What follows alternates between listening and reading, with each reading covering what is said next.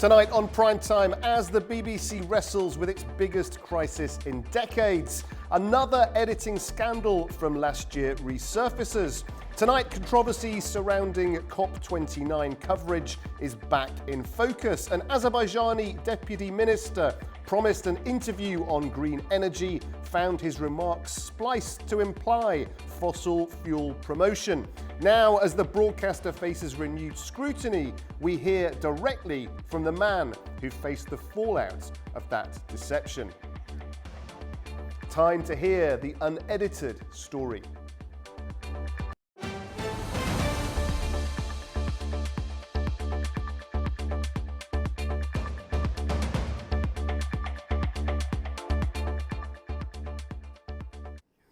Good evening. The BBC is facing its biggest credibility crisis in years. Donald Trump is threatening $1 billion lawsuit over an edited Capitol speech, a scandal that's already cost senior figures their jobs. But it's not an isolated case. In Baku, an Azerbaijani deputy energy minister was similarly misrepresented last year. His green energy remarks cut to appear pro-fossil fuel just before COP29. Together, these incidents raise a deeper question. Is selective editing now the BBC's most damaging headline? Before I'm joined by my very special guest, let's take a look at how this story unfolded. US President Donald Trump is threatening to sue the British Broadcasting Corporation over how it edited a 2021 speech on the day his supporters attacked the US Capitol. Trump's lawyers are demanding the documentary be retracted by Friday, warning of a lawsuit for at least $1 billion. They're also demanding an apology and compensation for alleged reputational and financial harm.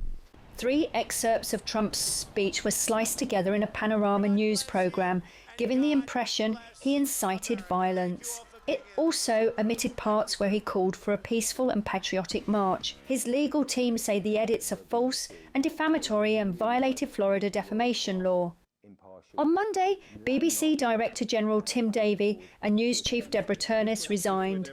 In a letter to lawyers, Chair Samir Shah said that the BBC would like to apologise for that error of judgment. However, he denied systemic bias in reporting. The issue emerged after an internal report raised concerns about the coverage, which was aired shortly before the November 2024 US election. Shah said the BBC aims to restore trust and uphold impartial journalism. The British government also affirmed its support for the corporation.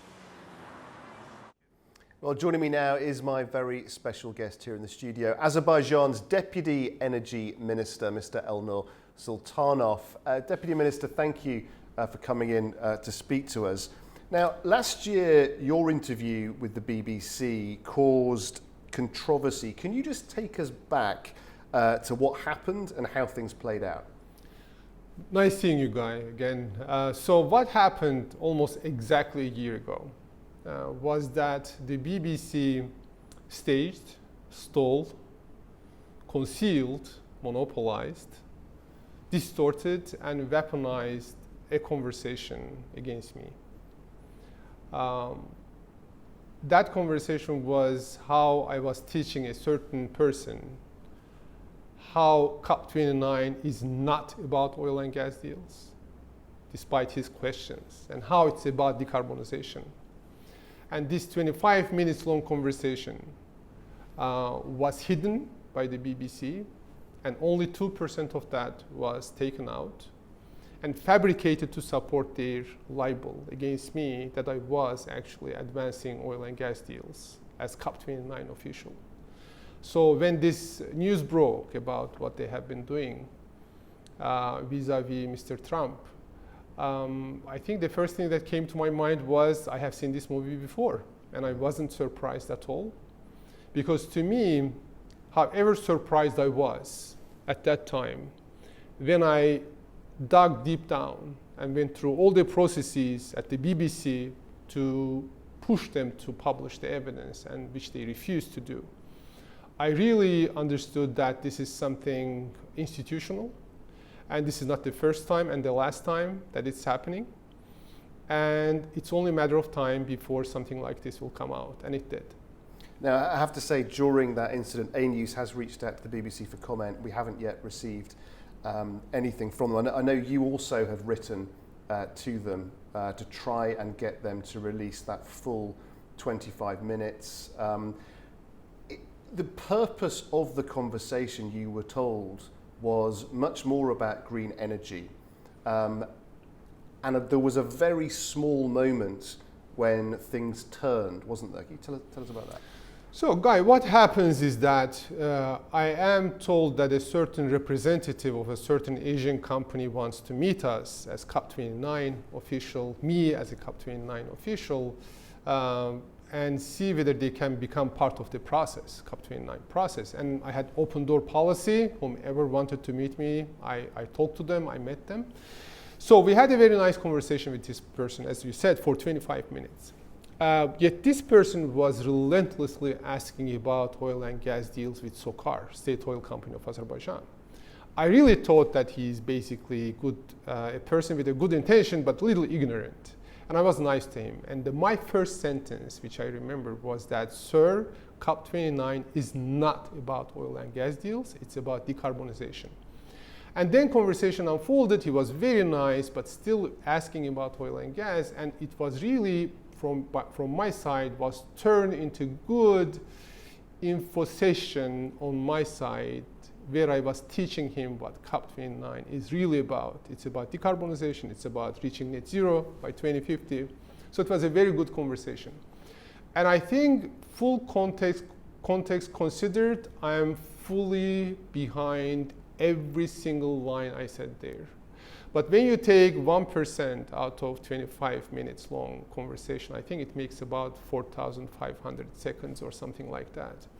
And then fabricate it the way you feel right, and playing into stereotypes of the people watching you, because you are BBC and you are victimizing, attacking an Azerbaijani COP official, this oil producing country, which must be involved in oil and gas deals. So they played into every neo-colonial stereotype to create that impression against me that they wanted. And the point is, just like in Stalin's Soviet Union, when the state accuses you of committing a certain crime and withholds the evidence, that's it. The pure accusation is enough to be perceived as guilty, right? Nobody cares about evidence anymore.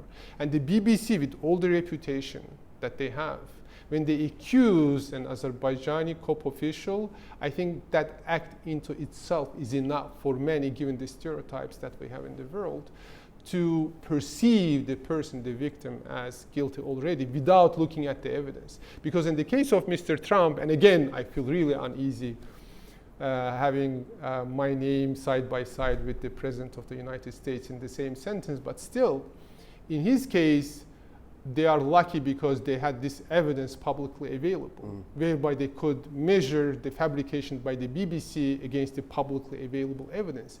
In my case, situation is worse and continues to be that way. Why? Because BBC to this day withholds that evidence they say they are basing their fabrication upon. Right? And I appeal to every person, starting from Justin Rowlett, a con man, I would say, whom apparently they call at the BBC as the chief climate editor. He refused. I asked for one thing and one thing only. And as you said, they published, just like in the case of the President of the United States, they published their libel against me 3 days before COP29 began to maximize the damage, because that was their intention on the base of the fabrication. And how long, Minister, how long was the gap between the recording and the publishing? Apparently, I think it happened, the recording must have happened in September, but they waited. I think they were ready already by October or so, but they waited till November 8th to publish it because, again, the informal negotiations already began. And my team really advised me to keep silent because probably they were provoking us, and so that we react, so that they can distract everybody from the major process that's happening. But I think the BBC couldn't care less. They don't care about elections, they don't care about democracy, they don't care about, apparently, what happens with global climate negotiations. They care about their own reputation, and they are ready to sacrifice everything and anything to that end. And what do you think it's a case of the evidence still existing but being withheld, or has it been, do you think, destroyed in some way? What have you been told by the BBC about that specific request for the evidence to be published? Guy, so on the 13th of November already, I contacted this Justin Rowlett, who fabricated that whole libel against me. Again, he's called, I don't know now, I don't follow BBC anymore, despite the fact that for 10 years or so, every single morning I would read BBC alongside with 2 other news outlets.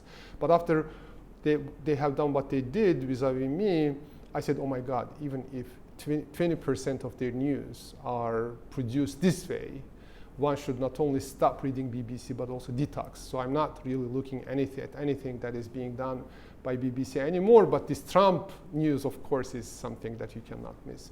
So what happened, I contacted this person, Justin Rowlett, asking him to, I said, fine, I saw your claims, allegations, where you are saying that you are basing these allegations on that conversation, but that conversation is nowhere to be seen. I don't have it because I don't record conversations without the consent of the parties.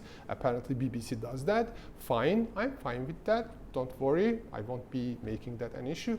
Just publish it for everybody to see what exactly happened, because you say that conversation supports your libel, and I say it flies in the face of the libel that you published, right? So you have my word against your word, and the only arbiter could be the evidence that you are hiding. The BBC is hiding. Just publish it. He said no. His claim was that apparently they collaborated with a certain NGO, Global Witness, and it was Global Witness that staged all that conversation and stole it.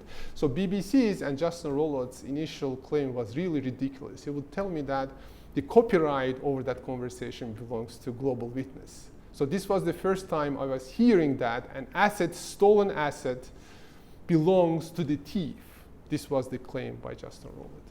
I said, fine. I went up all the way to Mr. Shah, the chairperson of the BBC. I explained to him what happened. I said, just before global climate negotiations begin, as COP29 high official, I am being attacked with a libel whereby evidence is withheld. Could you please help publish that evidence? That's my only request. His office responded back saying that they are going to take this into consideration and work on it, and they came back saying, no, we cannot do that, without an explanation. Guy, they told me that there are 2 complaint processes within the BBC. I went through all of them, very long process. Mm-hmm. And then they said no, but this time the reason why they say no changed. This time they said that what they did was in line with their internal rules. This reminds me of Jim Crow laws in the United States in the early 20th century, because you can have these biased, distorted internal laws. We call it positive law, but it could be against natural law, right? Nazis had certain rules in their gas chambers, and I believe they followed those rules, but it was against human laws, human rules, natural laws, right? So their second claim was that. So I went through all the complaint processes within the BBC. And then I went to Ofcom. They said that we are done. We are not going to be sharing that evidence, 25 long conversation. I went up to Ofcom, which is apparently a regulator of the BBC. They said no as well. So to me, did they say, sorry to interrupt, did they say no, we won't investigate, or we've investigated and we find no fault? They asked me to send over to them the BBC's response, and they said that by looking at this, we are not going to be investigating this further, and this is enough for us. So this is what happened, and again, to me, I think BBC thought that given their reputation, they can get away with this kind of morally despicable behavior, because usually the biggest fraudsters in the world are those with a reputation. Because you can, there's a cognitive dissonance, right? When I tell you that they stole a conversation, they hid it, they monopolized it, and they distorted it, and they refused to share it, because if they share it publicly, it will be immediately clear how different the conversation is from the libel they produced out of that, right? It doesn't make sense, because I think this must be due to the success of earlier BBC people, right? They build a reputation that a certain fraudulent behavior doesn't go hand in hand with their name in the same sentence. But the point is, I think the fraudsters understand that. They know that when they have a reputation, they can get away with things, and they become, they got encouraged, and they take more and more risk all the way up to the potential president of the United States, and then everything blows up.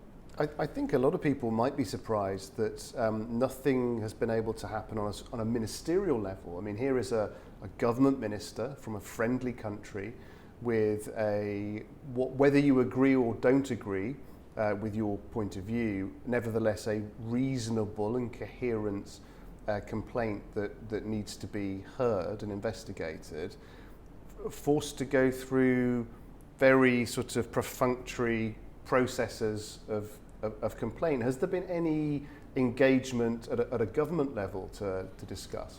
Guy, I mean, truth claims in journalism, in science, I'm coming from science, I'm coming from academia. You make a truth claim, and the most important aspect of truth claim is its replicability, whether it's replicable or not. If a truth claim is not replicable, it does not even deserve to be called a truth claim, right? So in news, in journalism, as you know, I mean, the value of news is as valid as its evidence. You cannot just say things and then hide the evidence, because their claim was that they are doing this because I'm a public official. But if you are coming to a public square, attacking somebody's integrity, my impeccable integrity, and this is not like the lack of integrity of a certain institution called the BBC, then at least it's your job to publish the evidence as well, because without evidence, it's just a word, it's just a claim. It's not truth claim anymore.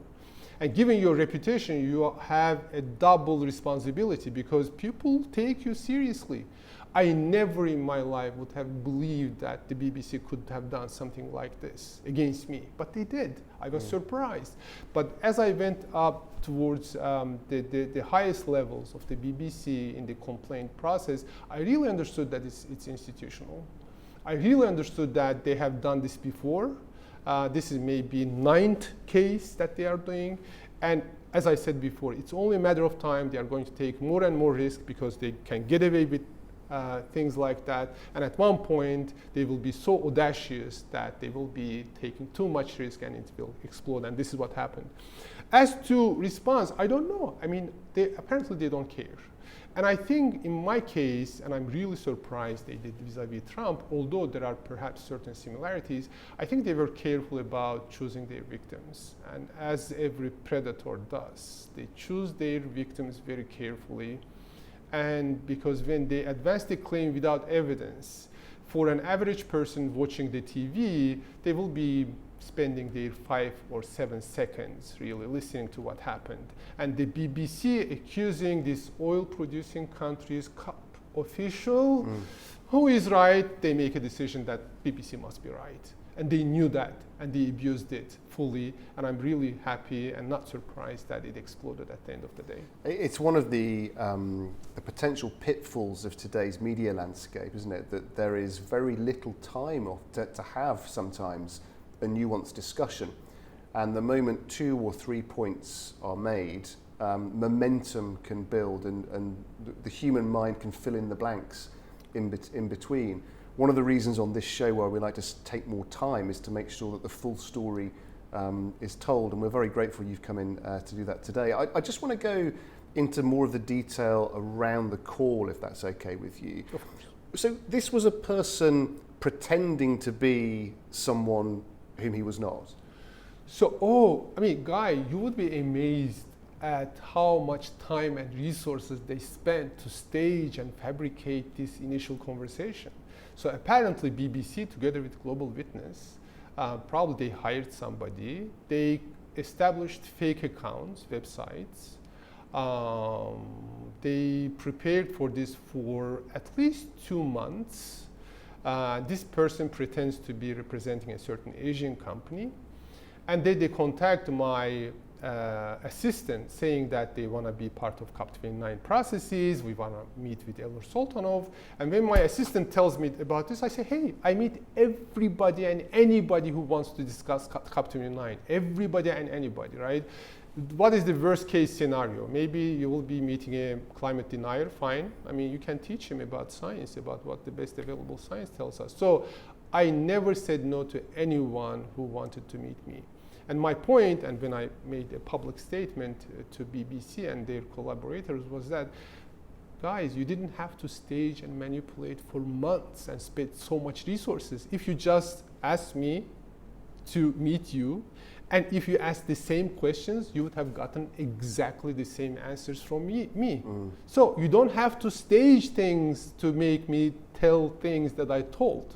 Because I'm behind, I am behind every single word that I uttered vis-a-vis when I was talking to that person. I don't care who he was. I don't care whether they secretly recorded it or not. It's up to their morality to do whatever they want to. But if I'm acting in my public persona, I take full responsibility for that. So it was really waste of resources on the part of the BBC to painstakingly prepare this ground for that conversation. No, fine, I'm fine. If you ask me the same questions, 3 a.m. in the night, wake me up, I will be telling you the same things because my attitudes are informed by climate science, the best available science out there. They don't change depending on who is asking the questions. So they basically created much ado. It was much ado about nothing because when you are the BBC, as I said before, and when you are making a claim for many, that's enough, right? So, and they used and abused that reputation, that power that they have.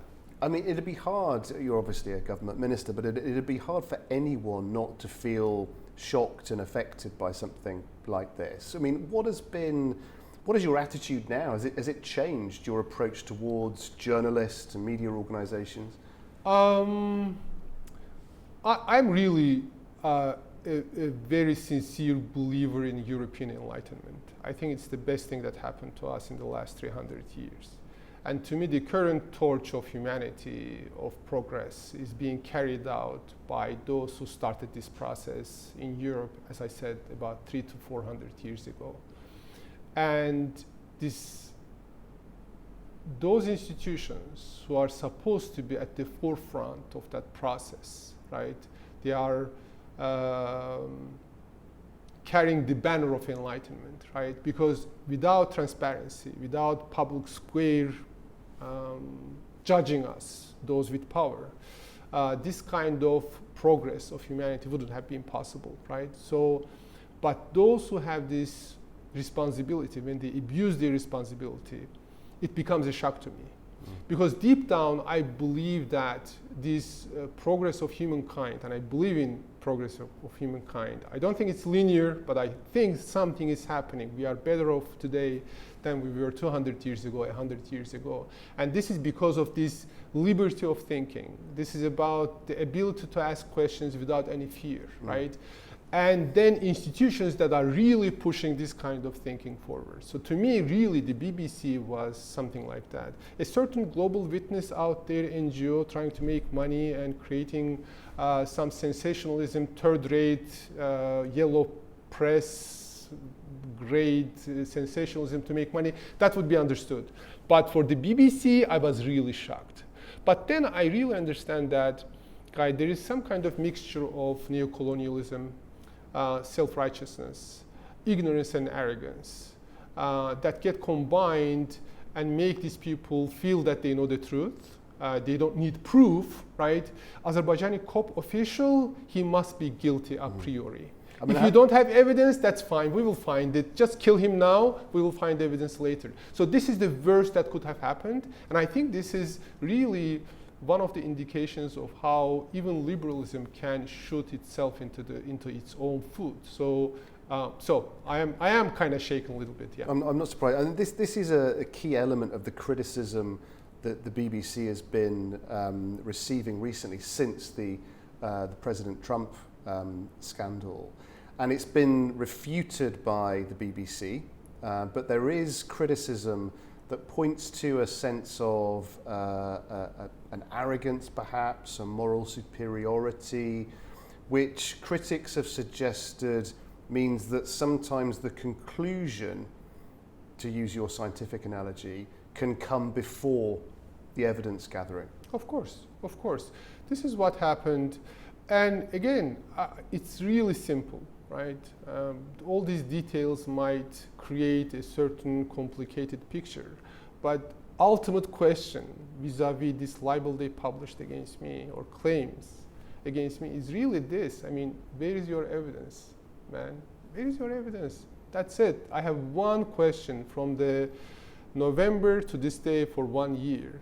The BBC, you published the libel, you haven't published yet your evidence. Publish the evidence and let everybody see who is right. You have the evidence, I don't have it because I don't record conversations without the consent of the parties, unlike you. You have it, don't hide it, just publish it, that's it. So that we can compare what you said to the objective reality and for everybody to see that you have been doing this probably for years. So I won't be surprised, Guy, if many, many people come out and say that they have been subject to the similar abuse by the BBC, as it's becoming clear now in the case of Mr. Trump. So this is not the first time, this is not the last time, just simply the impunity made them too courageous, and of course eventually they made this big mistake. This is what happens in Wall Street. We have a lot of cases like this.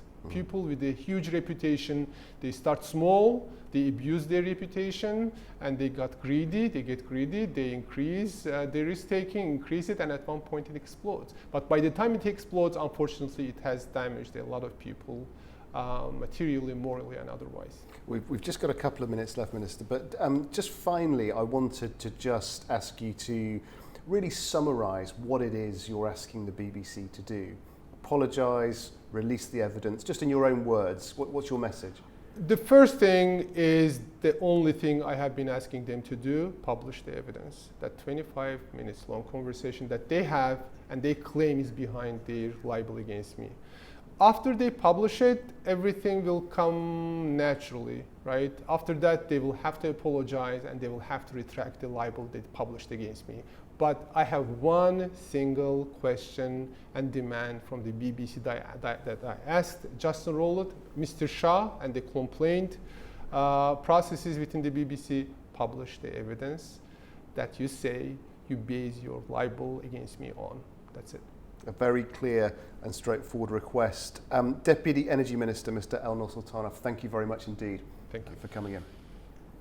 Okay, after the break, shifting front lines in the east. Russian troops claim new gains in Donbass, while Ukraine concedes growing pressure on several fronts.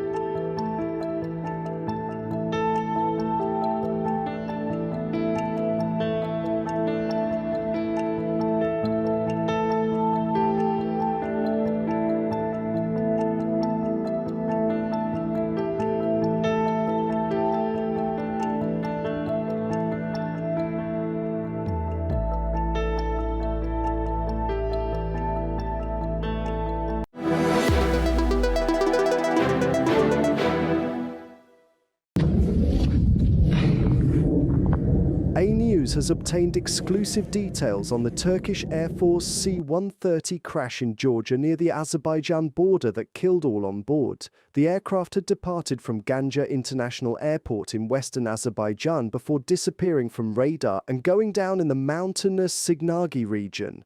Exclusive information obtained by AnewZ indicates the plane spent around 2 hours at Ganja Airport for maintenance and pre-flight checks. No third parties were allowed access, and all safety protocols were reportedly observed. The aircraft was transporting personnel responsible for servicing F-16 jets that participated in Baku's Victory Day parade on the 8th of November, along with mechanical spare parts.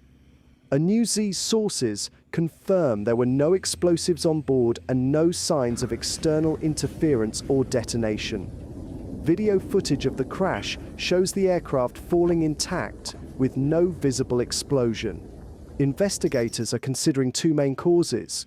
The first is the aircraft's age, over 50 years in service, with the last major overhaul in 2020, raising the possibility of structural failure from metal fatigue or corrosion, similar to the 2017 crash of a US Marine Corps KC-130, which disintegrated in mid-air due to a ruptured propeller blade. The second possibility involves cargo loading, as improperly secured equipment can shift in flight, affecting balance and stressing the fuselage.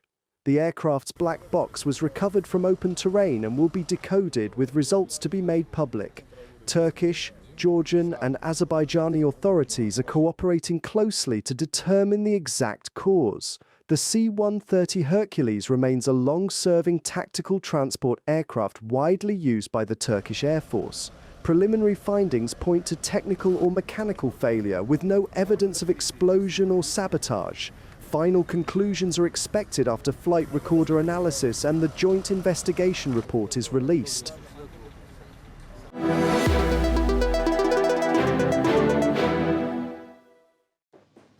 What is power? Has leadership truly evolved, or are the old rules of geopolitics still pulling the strings behind the scenes? Who is really powerful? And what makes people feel powerless?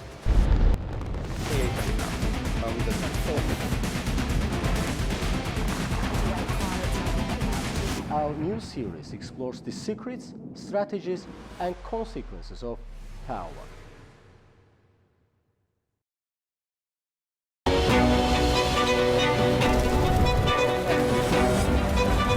It's often said the world never sleeps, but who's ready to wake you up with all you need to know about what is happening across the globe and in the region? We are. Daybreak is live every morning, bringing you a complete wrap-up of the stories from overnight, with all the news already happening in the world. The biggest global headlines, the key regional developments, the must-read stories shaping the day. We show them, we discuss them, we guide you through their meaning. We give you the news and a first look at the key headlines. I'm Nadia Jani. And I'm Lou Brown. Join us, it's Daybreak here at AnewZ.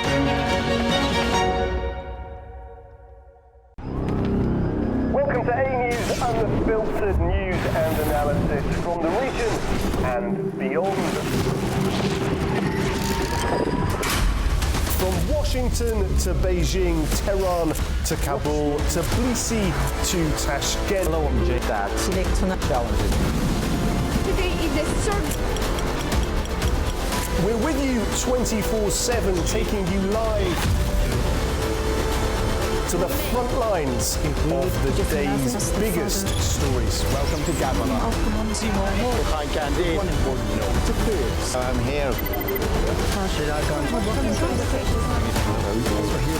Azerbaijan and Armenia. Hello, we are reporting November.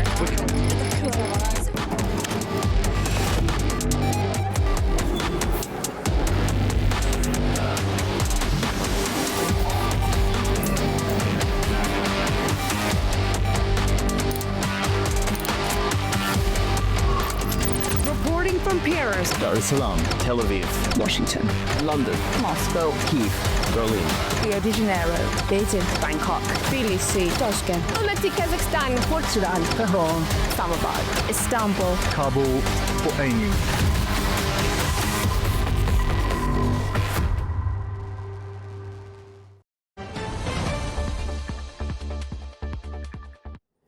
Welcome back. You're watching Prime Time. Russia says its forces are advancing deeper into key cities in the east as intense battles grip the Donbass. Well, Kyiv admits conditions have worsened on several fronts, a sign that pressure points are shifting once again across Ukraine's embattled heartland. Moscow says its forces have advanced deeper into the city of Pokrovsk, known to Russians as Krasnoarmeysk, describing it as a crucial gateway to the rest of the Donetsk region. Russian soldiers have been seen riding into the Ukrainian city on motorbikes and battered vehicles, moving through fog and debris-strewn roads. Ukraine's military reports around 300 Russian soldiers are already inside Pokrovsk, with fierce street battles underway. Experts say that capturing Pokrovsk would give Russia a stronger position to push north towards Kramatorsk and Sloviansk, two of Ukraine's last major strongholds in Donetsk. Ukraine's President Volodymyr Zelensky has called the situation difficult, while his top commander, Oleksandr Syrsky, says conditions in southeast parts of Zaporizhzhia have also significantly worsened. Moscow, meanwhile, claims to control more than 19% of Ukraine's territory, its largest hold since the war began nearly 3 years ago. Neither side's battlefield claims can be independently verified. But with Russia intensifying attacks in both Donetsk and Zaporizhzhia, the fighting shows no sign of easing. In southern Ukraine, residents are being evacuated and clashes intensifying in Zaporizhzhia Oblast. Local authorities and aid workers are working to move civilians, including the elderly, to safety amid ongoing drone and artillery fire. Police and humanitarian teams have evacuated 22 residents from Huliepol and nearby villages in Ukraine's Zaporizhzhia region, where Russian forces are pushing deeper into the area amid worsening weather conditions. Ukraine's top commander, Oleksandr Syrsky, said troops are locked in exhausting battles near the villages northeast of Huliepol. The town, once home to nearly 15,000 people, now shelters fewer than 500, mostly elderly residents. It's scary, we're being bombed. Today in the morning I went outside and heard a drone fly by. I stood there and heard how it boomed and banged.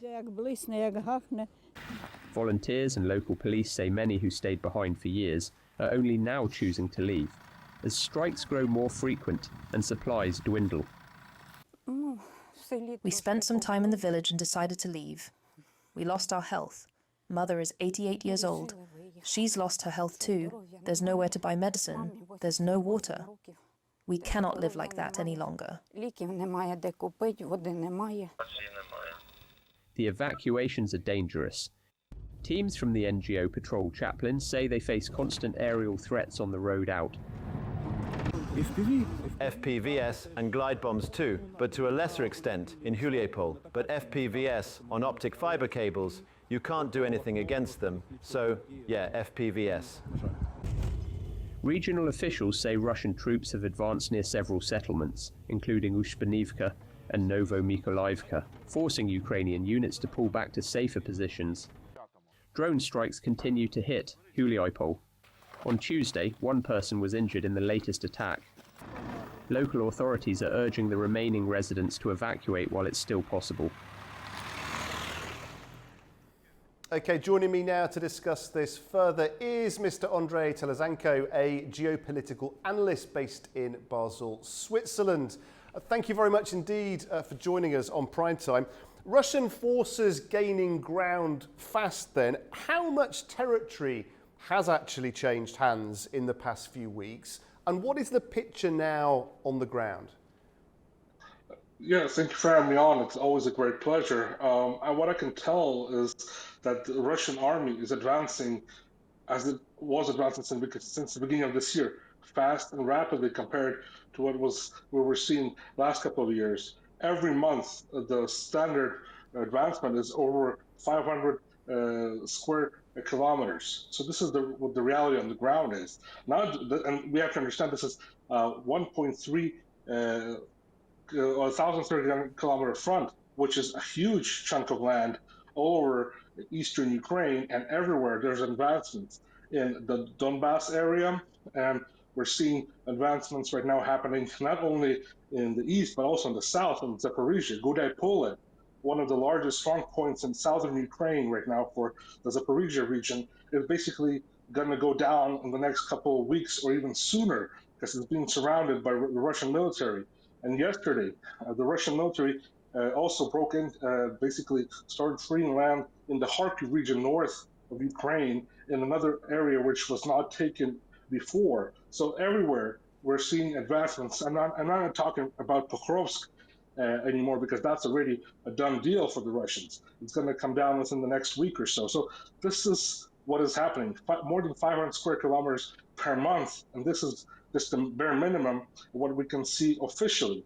What is there on the unofficial maps? I think it's even a bit more than we are talking about right now today. Yeah, it's very interesting. Obviously, Ukraine under some considerable pressure, power cuts, damaged drones, limited ammunition.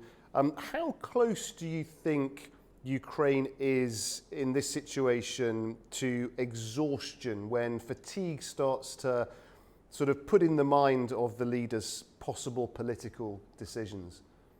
Well, the leaders, the Zelensky regime right now, doesn't understand what was happening on the ground. The people are in full fatigue mode. This is the ones who are fighting all this. The people who have been dragged like dogs into the front lines without any training, without anything, without even any compensation for them dying out there. The standard lifespan for a soldier from the Ukrainian army is 3-4 hours if you're right in the hot spots of the front lines. So this is what is happening on the front lines, and the people are in full fatigue mode. I was on the line with Kiev right now, and I can tell you that some government officials and people on the ground they're done with this war. They say, we don't care which flag flies over our land. We just want peace. We just want stability. We want the death to end. We want to get our lives back. We want to continue our lives because we have no possibility to live normally. Our men are hiding at homes. Women are hiding right now because some of them who came out and fought for the freedom of their men had to basically flee Ukraine because they were then the police and the security service of Ukraine went after them because they were all caught on video for just protecting the rights of their husbands and their brothers and sons. So this is the reality on the ground, and the fatigue within the system of the Kiev regime is just collapsing. We're seeing with all these situations with political sphere, with the corruption that is happening in Ukraine, that is coming out more and more every day, that is a total disaster for Zelensky. His regime is going to fall down very soon. That's what I believe. So, from my information, I've been talking about this for more than 7 months. And the situation on the ground with the military-wise, a lot of soldiers that I'm talking to, even with the radical battalions like the Azov battalion, the Nazi battalion Azov, they're fleeing the front line because they said, we lost. We cannot win this war. There's no army, no military basically support within the Ukrainian army. There's no air force. There's no nothing. So only drones fighting cannot win this war for Ukraine, and they still don't have enough of them compared to what the Russian military is basically producing every month and fighting on the front lines of Ukraine. So this war has been lost from the day one when it started, unfortunately, for Ukraine. It should have never started. It should have led to peace, and that is the main thing that had to happen here. Now, in terms of that hope, that push for peace, Moscow has said that they are willing to attend peace talks in Istanbul. Do we think that is a genuine opening, a genuine commitment, or just more political maneuvering? But Moscow was ready to talk for peace from the beginning. This war started then in 2022. This war started in 2014 when the war in Donbass, when the Ukrainian military started shelling the people in Donbass. And then Russia came out and said, let's stop this. There were the Minsk Accords that were supposed to be, that were signed by the Ukrainian government, by Poroshenko, the former president. And they were never implemented. They were ratified in the United Nations, and Ukraine voted for them. They were never implemented. This war could have never even started. It could have ended years ago. But no, it continued. Russia wanted peace for 8 years. Then they had enough, and the national security threat for Russia, the key regime, which is Ukraine. I had to flee Ukraine not because of the war, but because the key regime wanted to kill me, because I was put on a kill list, and they wanted to kill me because I was talking about peace with Russia, not stopping this war, not continuing this war. So right now, what Russia is talking about, Istanbul, is a good move that Ukraine can take and continue on right now. But unfortunately, Ukraine is not sovereign to take this move. It could have, which it showed in 2022 when Boris Johnson basically broke apart the Istanbul talks at the beginning of this whole conflict, and when it basically ratified the situation. But right now, the deal makers are Washington and Moscow, and if they can make a deal, which they did in Anchorage, it can continue. And Europe has to step down and not to push on Russia and not to push on Ukraine to continue this war. Then it will all end. You change Zelensky, get rid of this regime, which is just making money in this war, and put people that will want to make peace, and this war will not continue. Put people that will want to continue the lives of the people in Ukraine and talk about the people's lives on the ground. Have a neutral government in Ukraine, have a neutral country not joining NATO, EU, and it's going to bring the security guarantees for Ukraine. Its own sovereignty, its own neutrality will bring the security guarantees for the country, and this war can end.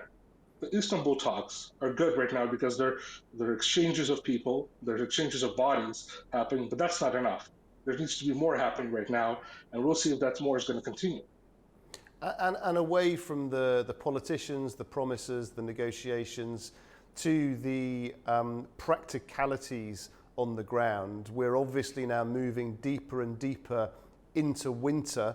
We've already discussed the terrible fatigue and situation that many people are in. I mean, what is your prognosis as we now move into these colder months?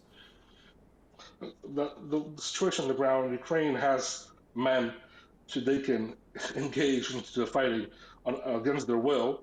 Around 1.5 million Ukrainian men that are still in Ukraine that could not flee. So they can drag them into this war and basically minimize the age for the soldiers starting from 20 years old, 18 years old, and then start sending them to the front line. So that will bring more continuation of this war for a couple of more months or up to a year for the Kyiv regime. But what the end game for it will not be a win. There will be a total loss. Over 2 million Ukrainian soldiers are dead right now and wounded, and that's the number that officially is out there. And there's going to be more dying on the ground. So with the Ukrainian situation with the energy sector, if there's going to be no harsh weather, people could still survive through this. But if it will be harsh weather and the degrees goes minus in Kyiv and around large cities, you're going to have a total freeze of the situation and the population. The people have no food. The people have no way out. The people are already mad, and they're not mad on the war. They're mad on their own government. They're mad on the West that got Ukraine into this war. And that's what people are talking on the ground. So I think the situation can only worsen for the Kyiv regime and for Ukrainians if they don't stop this war. And that's what everybody's talking about. We have to end it peacefully, not military-wise. And finally, I just want to ask you, how do you think this is affecting the mindset, the strategy, the thinking of President Zelensky? What do you hope he will now do? What do you expect him now to do? I don't believe he understands the situation on the ground. He is being pushed with information from outside Ukraine. He made a promise to start this war in 2019. I knew his team. I was involved in his team when he came to power. I met him it was the second day he became president. We had lunch together. And a couple of weeks later, he basically turned 180 degrees and was ready to fight this war from the beginning. So he doesn't want to stop this war because he's making money. For him, if this war stops, his power ends. He's been in power for more than 6.5 years. which is against any laws of any normal country. So this is what we're facing right now. Zelensky doesn't want to stop this war. Only the people want to stop this war on the ground, but nobody's listening to the people because there's more involved in this situation. Money making for the elites in Ukraine, money making for the elites outside of Ukraine, in Europe, in London, Brussels, and money making for people within the deep state in Washington that are still there. Even though Trump came to power, he's cleaning house, but still, there's trying to control the situation within Kiev, within this war. Like there's neocons in the White House, and that's what we're seeing today. Zelensky doesn't have the power to stop this war. He doesn't have the power to signing documents to stop this war, even if he wanted, but he doesn't want to do this because he had his chance. Andre, we thank you very much indeed for your analysis. Thank you for joining us from Switzerland. Thank you. God bless. Okay, we'll take a short break now. When we're back, Bakhtiar Hanasov will be with us breaking down the top business news stories of the day.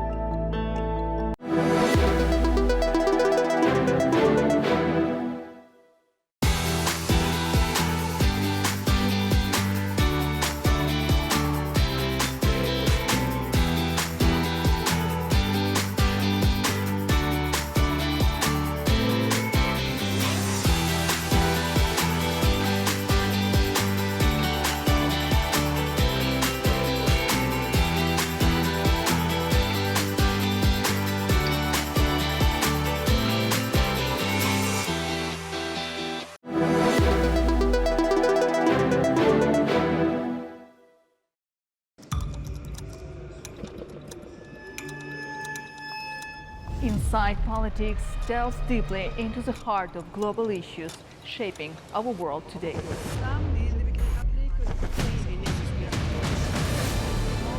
Join me for your go-to source of political analysis from across the region and beyond.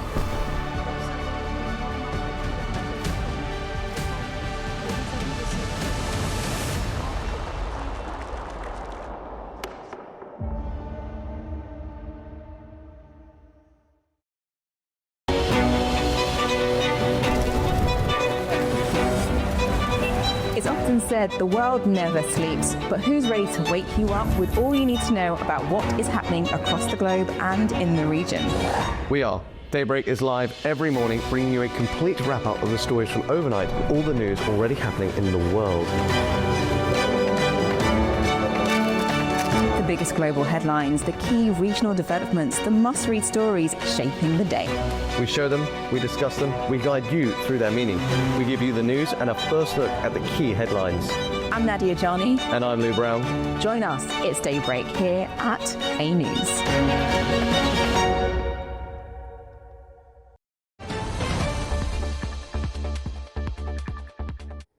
Welcome back to Prime Time. Now, Bakhtiar Hanasov is here with all the very latest business news stories. Bakhtiar, what have you got for us? Well, Guy, today we have the world. We will talk about the International Energy Agency's newest report showing that global oil and gas demand may keep rising until 2050, and Foxconn's strong growth profit fueled by booming AI server demand, and also Guinea's long-awaited Simandou iron ore project finally coming to life, set to reshape global metals market. And now global oil and gas demand may continue to rise until 2050, according to a new report from the International Energy Agency. This marks a shift from earlier predictions that the world would soon transition to cleaner fuels. The International Energy Agency, the West's energy security watchdog, says the world is likely to miss its climate targets, as demand for oil and gas could keep growing for decades. This represents a departure from earlier IEA forecasts, which predicted a peak in oil demand this decade and suggested no new investment in fossil fuels would be needed to meet climate goals. Under the Trump administration, US energy officials urged companies to expand oil and gas production, while Biden's administration emphasized clean energy policies. Some US officials have criticized the IEA's previous projections as unrealistic. In its latest World Energy Outlook, the IEA predicts that under current policies, global oil demand could reach 113 million barrels per day by 2050, up about 13% from 2024 levels. The report highlights the ongoing tension between energy security, economic growth and climate commitments, as governments and companies worldwide rely on the IEA's analysis for policy planning. Taiwan's Foxconn, the world's largest contract electronics manufacturer, is seeing strong growth thanks to booming demand for artificial intelligence servers. The company has reported higher than expected third-quarter profits, signaling a solid end to the year. Foxconn, formerly known as Hon Hai Precision Industry, posted a 17% increase in net profit for the July to September period, reaching $1.89 billion. This exceeded market expectations, which had estimated profit at around $1.65 billion. As NVIDIA's biggest server maker and Apple's top iPhone assembler, Foxconn has benefited from robust demand for AI-related products. Last month, the company reported revenue for the third quarter that also beat forecasts, underlining the sustained strength in AI server demand. Looking ahead, Foxconn expects significant year-on-year revenue growth in the fourth quarter, with AI server sales projected to rise further compared with the previous quarter. The company's performance highlights its pivotal role in the global electronics and AI supply chain. Guinea has officially inaugurated its long-delayed Simandou iron ore project, a massive $20 billion venture that could reshape the country's economic future and the global iron market. The launch ceremony, attended by regional leaders and China's vice premier, marks a major milestone for one of the world's richest untapped iron ore deposits. The Simandou project, located in southeastern Guinea, is set to produce up to 120 million metric tons of high-grade iron ore every year. This long-awaited development positions Guinea as a potential key player in the global green steel market, a sector seeking cleaner, higher-quality raw materials to meet growing environmental demands. After years of delay, the project is finally moving forward, with its first shipments expected to reach international markets this month. Simandou is 75% Chinese-owned, meaning most of its output, nearly three-quarters, will be shipped to China, the world's largest consumer of iron ore. Beyond production, the Guinean government highlights the project's broader national benefits. It includes the construction of a deep water port and a national geological laboratory, both aimed at increasing transparency in ore valuation and improving infrastructure across the country. Officials say the Simandou venture will help unite Guinea's 4 regions through new transport and logistics links, while generating long-term revenue and employment opportunities. With this milestone, Guinea is taking a decisive step toward transforming its vast mineral wealth into lasting national development, and positioning itself as a critical supplier in the global transition to green steel. And Germany has landed another major technology investment. Alphabet's Google has announced a $6.4 billion plan to expand its infrastructure and data center capacity across the country, a move being hailed as a strong boost to Europe's largest economy. Alphabet's Google will invest $6.4 billion in Germany over the coming years as part of a strategy to expand its infrastructure and data center capacity. The company made the announcement at a news conference in Berlin, alongside government officials. The plan includes the construction of a new data center in Dietzenbach, near Frankfurt, and the expansion of Google's existing site in Hanau, both located in the central German state of Hesse. Philipp Justus, Google's head in Germany, said the initiative is expected to secure around 9,000 indirect jobs in the region, strengthening Germany's digital ecosystem and its role in Europe's technology landscape. Finance Minister Lars Klingbeil described Google's investment as an important signal for Germany's business environment. He said the move reinforces the country's appeal to global tech companies, following a $1.2 billion AI partnership between Deutsche Telekom and NVIDIA announced last week. Germany has been actively working to attract investors and revive its struggling economy, which has faced challenges such as high costs and bureaucratic hurdles. Klingbeil noted that the government recently created a large off-budget infrastructure fund aimed at improving the country's competitiveness. However, he emphasized that no state subsidies would be provided for Google's investment. Marks & Spencer is shaking up its operations once again. The iconic British retailer says it's revamping its entire supply chain from factory to shop floor in a bid to double its online non-food sales and strengthen its recovery after a major cyber attack earlier this year. Marks & Spencer's new fashion, home, and beauty managing director John Little told Reuters the company is transforming how it sources, buys, and delivers products as part of a long-term digital and logistics overhaul. The retailer aims to double annual online non-food sales to nearly $4 billion. Little, who joined M&S in March, said the 141-year-old retailer has regained footing after an April cyber attack that paralyzed online sales and cost about $385 million. M&S sources most products from China, Bangladesh, India, Pakistan, Vietnam, Cambodia, Sri Lanka, and Turkey, and now wants stronger long-term supplier partnerships to reduce supply chain risks. The company plans to reset buying processes, unlock more margin from scale, increase cost discipline, and reduce complexity. With 21 million clothing customers, M&S aims to double online fashion, home, and beauty sales from $1.78 billion in 2024/25 and raise online operating margin to double digits. Online's share of total sales is targeted to grow from 34% to 50% in the medium term. To achieve this, M&S will optimize its product range, boost click and collect and returns via its 1,000 plus stores, expand delivery options, introduce more payment methods, and relaunch its Sparks loyalty program to encourage frequent purchases.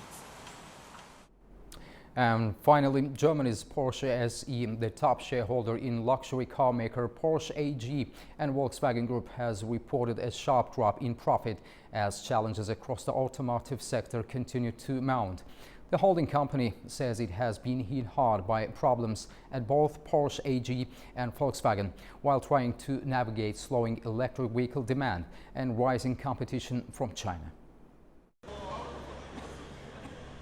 Germany's Porsche SE, the top shareholder in both Porsche AG and Volkswagen Group, is facing a sharp earnings setback as problems across the luxury and electric vehicle markets continue to deepen.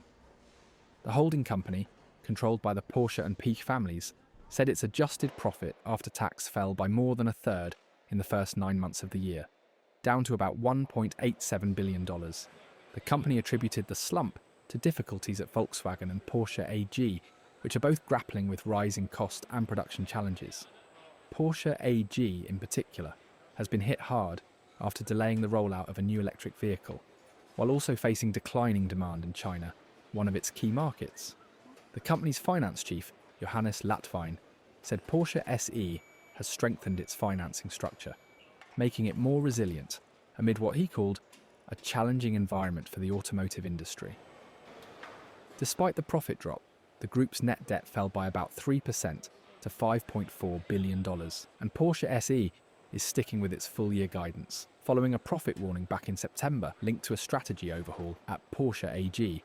Looking ahead, Porsche SE says it's exploring new investment opportunities in the defence sector, hoping to tap into surging government spending on security.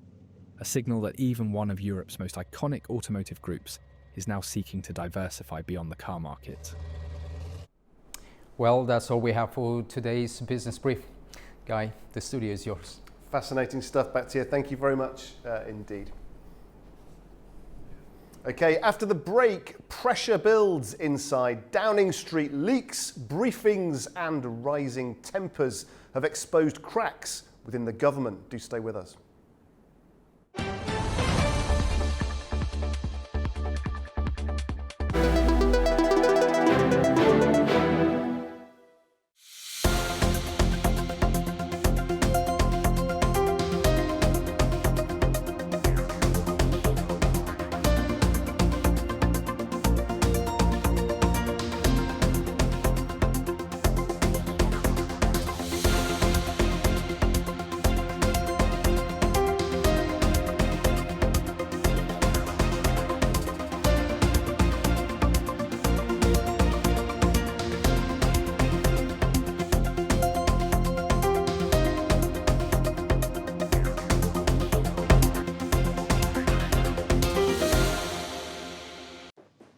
What is power? Has leadership truly evolved, or are the old rules of geopolitics still pulling the strings behind the scenes? Who is really powerful? And what makes people feel powerless?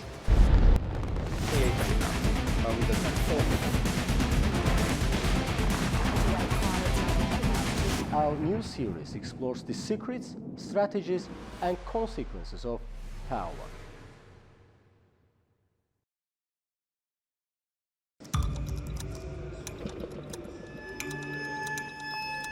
Inside Politics delves deeply into the heart of global issues shaping our world today.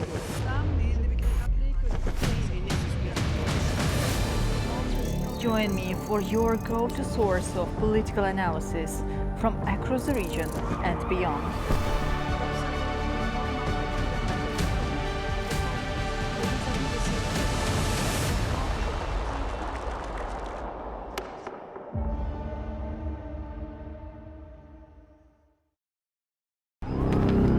Welcome to AnewZ, unfiltered news and analysis from the region and beyond.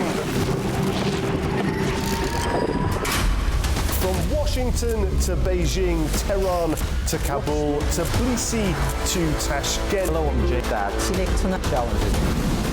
Today is the third. We're with you 24/7, taking you live to the front lines of the day's biggest stories. Welcome to Gabon. I'm here. Azerbaijan and Armenia.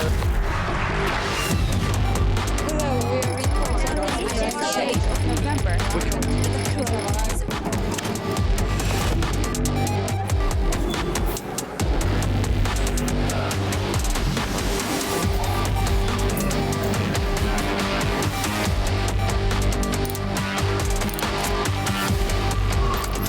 Reporting from Paris, Dar es Salaam, Tel Aviv, Washington, London, Moscow, Kyiv, Berlin, Rio de Janeiro, Beijing, Bangkok, Tbilisi, Tashkent, Almaty, Kazakhstan, Port Sudan, Tehran, Islamabad, Istanbul, Kabul for AnewZ.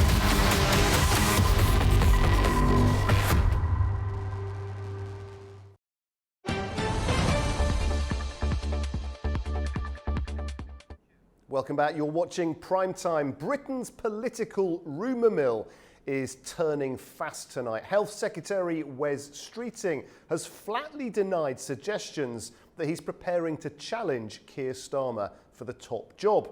Now, the Prime Minister, meanwhile, is pressing on with his agenda, even as Labour slips behind Nigel Farage's Reform UK party in the latest opinion polls.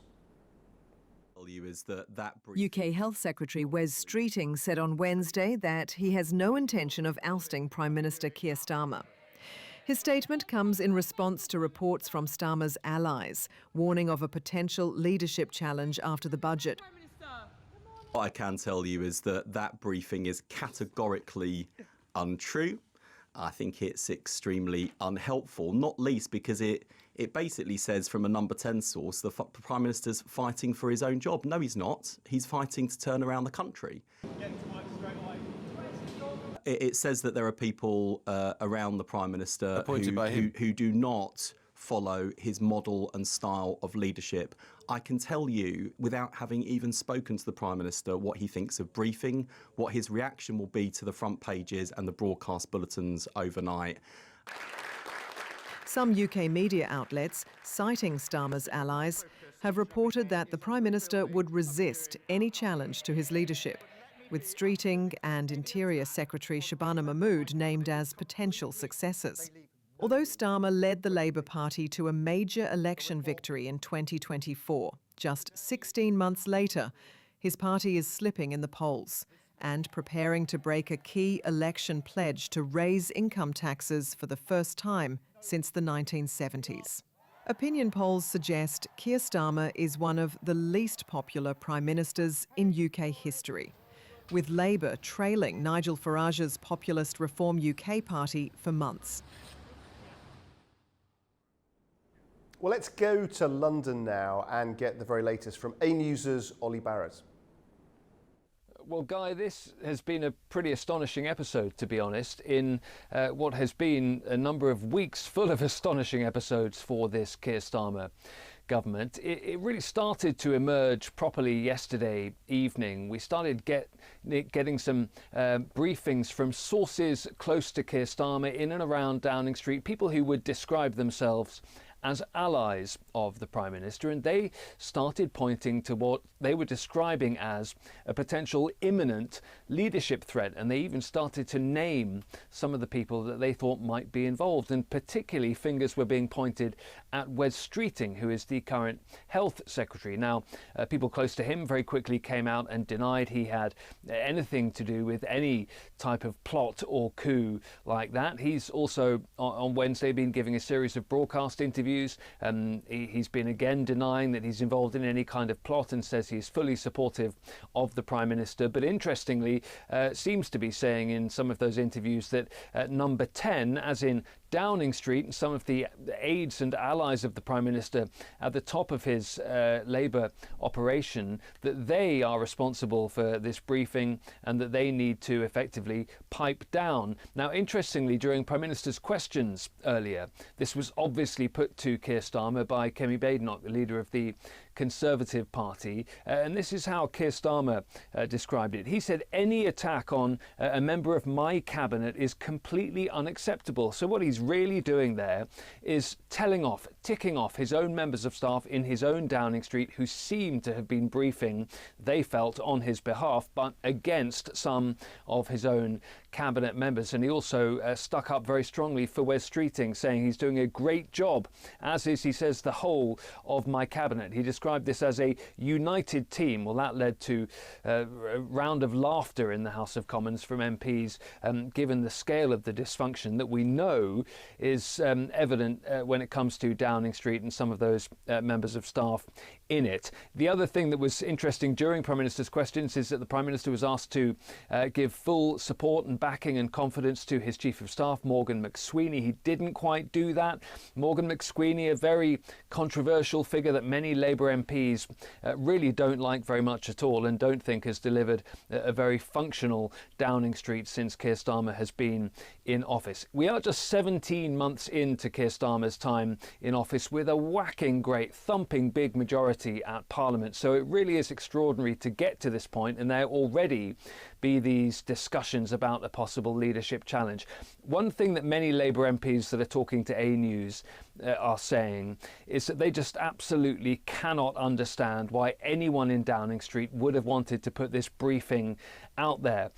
Partly it exposes the leadership of your own Prime Minister, the fact that there are even any discussions like this going on behind the scenes, if there are, it doesn't make him look strong, it makes him look vulnerable. But it also gave Wes Streeting today a platform to do a series of interviews, supposedly about health topics, but then face all sorts of questions about leadership, and many people believe he gave a good round of interviews and came across as perhaps a better communicator than the UK Prime Minister. So all of this, many Labour MPs feel, has been completely counterproductive. The Conservatives say Labour are in absolute chaos. They're describing the Downing Street operation as toxic as well.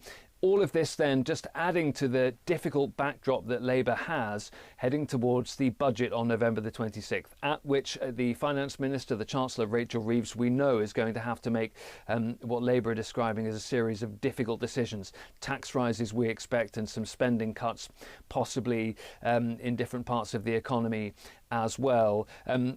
Looking further afield, May of next year looks set to be a difficult round of local elections for Keir Starmer and his Labour Party. That was when many people thought there might be a leadership challenge. But as I say, the briefing that we've got over the last 24 hours has brought all of this out into the open and just made Keir Starmer look more vulnerable than before. If there are people in Downing Street who felt that they were trying to do the Prime Minister a favour, I think what they thought they were trying to do was expose leadership plots and allow it to be said that the Prime Minister would fight any leadership challenges against him to effectively make himself look stronger. Well, many Labour MPs think, Guy, that has absolutely, completely and utterly backfired. Well, joining me now in the studio to discuss this further is AnewZ's Katie Wilson. Katie, thanks for coming in. I mean, a lot of pressure on UK Prime Minister Keir Starmer. I mean, he's been struggling in the polls for a while, hasn't he? But what about the timing? Why this talk of replacing him now, do you think? Yeah, that's been the big question. Why is this all playing out today? And essentially, there's a longer term cause and an immediate cause. So the longer term cause is that this government is simply very unpopular.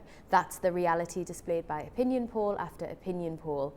And Labour MPs, they're looking at these polls and they're worrying for their own jobs, even though the next general election is a long while away. And this dynamic means that for some months now, Labour figures in Westminster have been asking themselves whether a change of leader would improve their political predicament. But increasingly in recent weeks, with the polling picture still looking bleak, there's anxiety about that potentially controversial budget in 2 weeks' time. And there's a sense that Starmer may be challenged sooner rather than later. And then we get into the immediate cause, as this appears to have sparked an extraordinary briefing operation from allies of the Prime Minister, letting it be known that the Prime Minister would fight any challenge to his leadership rather than going quietly. And this is a high-risk strategy. It's not generally the done thing in politics to advertise your own weakness. In this aggressive stance, it's designed to shore up Sir Keir Starmer's position in reminding Labour MPs of the political and economic costs of a possible leadership contest. I mean, it's certainly risky. I mean, often in politics, to come out and overtly say we have every confidence in the Prime Minister is a sure sign that something isn't going well behind the scenes. And you mentioned this budget there. This budget is looming, isn't it? It's really dominating UK media at the moment. What effect do you think that is having? Yeah, so it's only 14 days until this budget, in which Chancellor Rachel Reeves is expected to make big and potentially manifesto-busting judgment calls. We're expecting this budget to be controversial for several reasons. There's a likelihood that promises on tax in their manifesto might be broken. There's an imposition of stealth taxes that would also affect a broad range of people. And there's also potentially scrapping the two-child benefit cap. Now, that is a popular decision for some, but it's also a controversial one for others, as it adds to public spending during a difficult economic period. And there is that risk of poor public reception to the budget. And then we've also got local elections coming up in May, and if those are also poor, that could be the tipping point for that formal leadership challenge. And I think the key question is whether these briefings have made Sir Keir more or less vulnerable. And according to the BBC's chief political correspondent, the intel he's been receiving from various corners of the Labour Party, it's that the answer is more vulnerable. One senior Labour figure questioned why Sir Keir's allies are legitimising what was this taboo thing of publicly entertaining the prospect of a leadership challenge. So I think that reaction to this is going to be key. Yeah, very unusual. More vulnerable, as you say, but also more determined. I mean, he's come out saying that he will fight any attempt to remove him. What's the best way of reading the mood inside Number 10 at the moment? Well, we know for certain that they're certainly aware of this leadership challenge. And There's growing questions about whether it makes more sense to take action after the local elections in May or after the budget in 2 weeks' time. And one senior Labour source has told the BBC the list of reasons for people to move after the budget are growing by the day. And they actually said if Wes is brave and move, that's Wes Streeting, the Health Secretary, he may well be rewarded by being Prime Minister by Christmas. So that's the mood among some of the Labour Party. And what this means for the mood inside Downing Street, that's certainly very telling. One government source described Downing Street as going into full bunker mode, turning on their most loyal cabinet members for absolutely no reason. And this anonymous source pointed out that pattern of Keir's team briefing against its own people. Look at Angela Rayner, Lisa Nandy, Lucy Powell, and now could it be Wes Streeting's turn? In this idea of turning on each other, according to this Labour source, that won't help the government out of the hole that it's in. And there's a sense that the government is between a rock and a hard place. Here there's the worry about what many perceive to be a desperate position that the government is in, but then there's potentially plunging the party into the chaos associated with the final years of the last Conservative government by having a leadership contest and also installing a leader that doesn't have their own mandate from the country as well. There's risks that come with that. Could a contest even destabilise international markets? What would that mean for the relationship that Keir Starmer's established with President Trump? Could that be destabilised? And I think also what's really shaping the mood of Downing Street and having an impact is that rise of Reform UK. The Prime Minister sees Labour's battle with Reform's Nigel Farage as generation defining, and the prospect of losing to Reform is a lot worse for Labour than the prospect of losing to the Conservatives at a general election. And Starmer believes he has the energy and the means to take on and defeat Farage, but a growing number of his colleagues aren't convinced. Yeah, it's a very important point, the threat of reform and the sense of going down in history as the Labour leader that lost to that party. Let's talk about Mr. Streeting in particular. Sometimes when this sort of move occurs in British politics, the first person to come forward really is just the Trojan horse for the others to follow. What is Mr. Streeting's strategy here? Because there's been lots of whispering, hasn't there? Some names have been mentioned, like you say. Is Mr. Streeting seriously planning an attempt to become Prime Minister, or is this just a case of taking the action that others want him to take? Well, for Starmer's allies to actually go out and name Streeting as somebody whose leadership's ambitions they're particularly concerned about, that's unusual in itself. And yeah, so he was the name that was mentioned, and he was the government's designated interviewee this morning on the early media round. He did the morning round, and we have had his response to this. So he said suggestions from the Prime Minister's allies that he's seeking to challenge for the leadership are self-defeating nonsense, and he's actually urging Sir Keir Starmer to sack whoever is briefing the media with this. He told the BBC he couldn't see any circumstances under which he would do that to the Prime Minister. But yeah, as you mentioned, Wes Streeting's name isn't the only one that's been mentioned here. Other names being discussed as potential candidates in a leadership race include Home Secretary Shabana Mahmood, Energy Secretary and former leader Ed Miliband, and backbenchers including former Transport Secretary Louise Haigh. Now, sources close to Shabana Mahmood, they've already spoken to the BBC about this, and they've said the idea that she's planning to challenge Sir Keir Starmer for the leadership is nonsense. We've also heard from Jo White. She's the chair of the Red Wall Labour backbench group, and she's told the Today programme that this was neither the time nor place for briefings about a leadership challenge.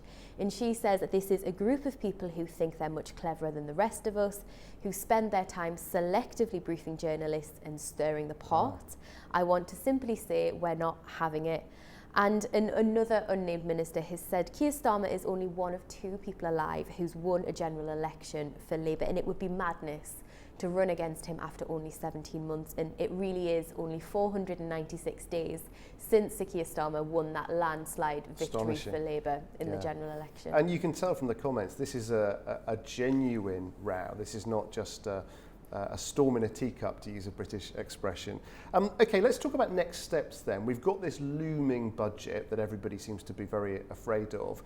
What is likely to happen with this story now over the next few days and weeks, do you think?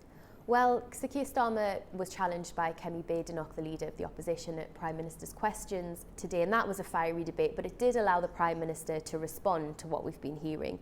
Keir Starmer insisted that Labour was united and said he had never authorised attacks on cabinet ministers, whereas the Tory leader, Kemi Badenoch, challenged Starmer on those streeting allegations, asking whether there is a toxic culture in Downing Street and if he trusts his chief of staff and teams. So what happens next? Well, for months now, plenty in the Labour Party have acknowledged that the government faces a likely crunch point after the devolved elections in Scotland and Wales and local elections in many parts of England next May. Labour is widely expected to do badly in those elections. That is normally typical for the government in power to not do as well in these elections, but gains are expected for Reform UK. And a disaster at the ballot box, that would be seen by many as a potential tipping point that would trigger a formal challenge to Starmer's leadership. But it's worth pointing out that the bar is high for that to happen. So this happens under the party's rules, and a move to replace Keir Starmer isn't straightforward. So it's not like the Conservative Party system where they would just hold a no confidence vote to oust the Labour. The Labour Party rules are a bit different, and it would take 20% of MPs to nominate a challenger, and that's 81 nominations given the current size of the party in the Commons. So yeah, all eyes will certainly be on the upcoming budget and those local elections in May. Lots to watch in the coming days and weeks. Katie, we thank you very much indeed. Thank you. Okay, we'll take a short break now. Coming up, we'll head to Brazil, where AnewZ's Orkan Amashov is covering COP30 for us. Do stay with us.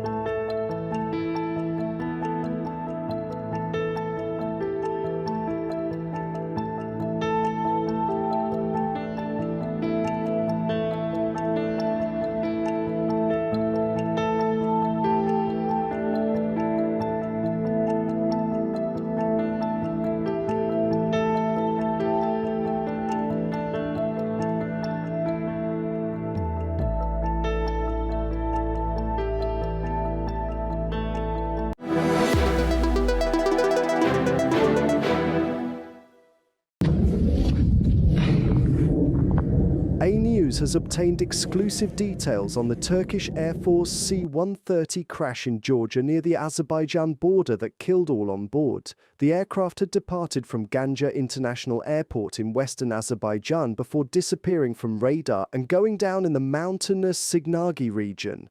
Exclusive information obtained by AnewZ indicates the plane spent around 2 hours at Ganja Airport for maintenance and pre-flight checks. No third parties were allowed access, and all safety protocols were reportedly observed.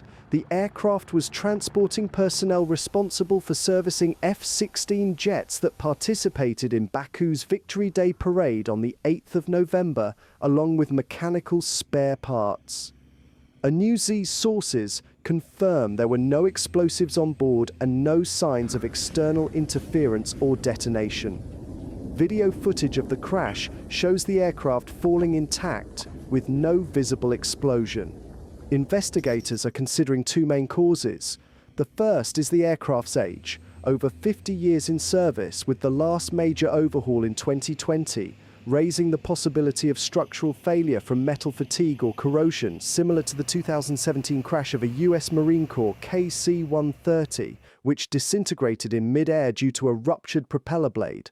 The second possibility involves cargo loading, as improperly secured equipment can shift in flight, affecting balance and stressing the fuselage. The aircraft's black box was recovered from open terrain and will be decoded, with results to be made public. Turkish, Georgian and Azerbaijani authorities are cooperating closely to determine the exact cause. The C-130 Hercules remains a long-serving tactical transport aircraft widely used by the Turkish Air Force. Preliminary findings point to technical or mechanical failure with no evidence of explosion or sabotage. Final conclusions are expected after flight recorder analysis and the joint investigation report is released.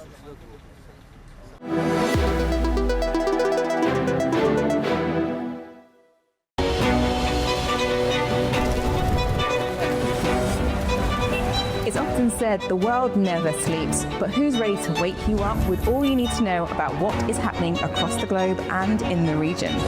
We are. Daybreak is live every morning, bringing you a complete wrap-up of the stories from overnight, all the news already happening in the world. The biggest global headlines, the key regional developments, the must-read stories shaping the day. We show them, we discuss them, we guide you through their meaning. We give you the news and a first look at the key headlines. I'm Nadia Johnny. And I'm Lou Brown. Join us, it's Daybreak here at AnewZ.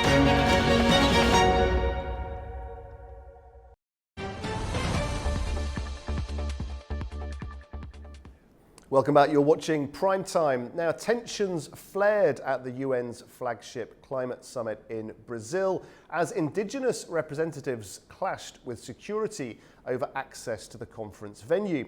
The scene outside COP30 underscored deep frustration over exclusion from key talks as communities called for protection of their ancestral lands. Well, officials later restored calm, but the images left lasting questions about inclusion, authority and trust. Tense scenes unfolded at the COP30 climate summit in Brazil, where dozens of indigenous protesters forced their way into the conference venue and clashed with security guards. The confrontation happened on Tuesday in the Amazon city of Belém, where world leaders and delegates are meeting for this year's United Nations climate talks. Protesters shouted angrily as they demanded access to the UN compound, accusing authorities of ignoring indigenous rights. The groups say they're angered by ongoing development in the Amazon that threatens their land and way of life.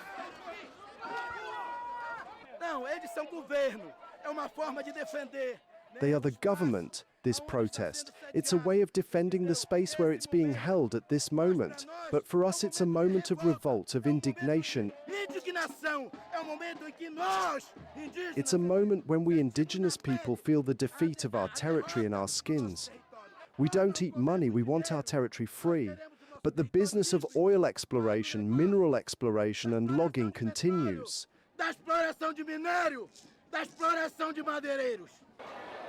Security guards pushed protesters back and used tables to block the entrance.